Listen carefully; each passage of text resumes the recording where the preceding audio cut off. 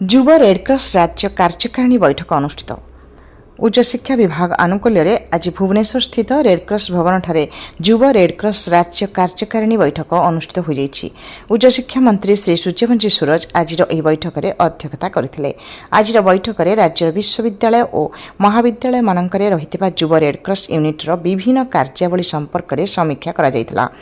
ଏଥିସହ ଉଚ୍ଚ ଶିକ୍ଷାନୁଷ୍ଠାନମାନଙ୍କରେ ରେଡ୍କ୍ରସ୍ ୟୁନିଟ୍ଗୁଡ଼ିକର କାର୍ଯ୍ୟ ସୁଚାରୁ ରୂପେ ସମ୍ପାଦକ ହେବା ସହ ସ୍ୱେଚ୍ଛାସେବୀମାନଙ୍କର ଦକ୍ଷତା ବିକାଶ ଯେପରି କରାଯାଇପାରିବ ସେହି ସମ୍ବନ୍ଧରେ ଉଚ୍ଚଶିକ୍ଷାମନ୍ତ୍ରୀ ଶ୍ରୀ ସୂର୍ଯ୍ୟବଂଶୀ ସୁରଜ ଗୁରୁତ୍ୱାରୋପ କରିଥିଲେ।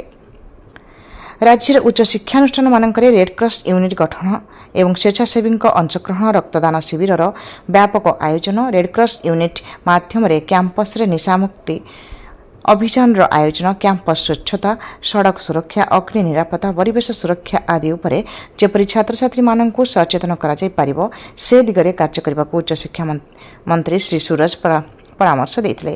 ଏଥିସହ ରାଜ୍ୟ ରେଡ୍କ୍ରସ୍ ପୁରସ୍କାର ସମେତ ଜିଲ୍ଲା ସ୍ତରରେ ଶ୍ରେଷ୍ଠ ରେଡ୍କ୍ରସ୍ ସ୍ୱେଚ୍ଛାସେବୀଙ୍କୁ ଚୟନ କରାଯାଇ ସେମାନଙ୍କୁ ଜିଲ୍ଲା ସ୍ତରରେ ପୁରସ୍କୃତ କରିବା ପାଇଁ ଆଜିର ବୈଠକରେ ପ୍ରସ୍ତାବ ରଖାଯାଇଥିଲା।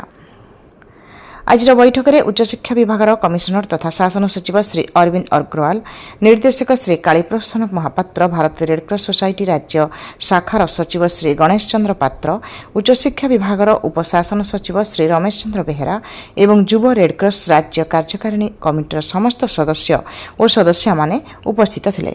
ସମୃଦ୍ଧ ଓଡ଼ିଶାରୁ ରଜତ ମହାପାତ୍ରଙ୍କ ରିପୋର୍ଟ।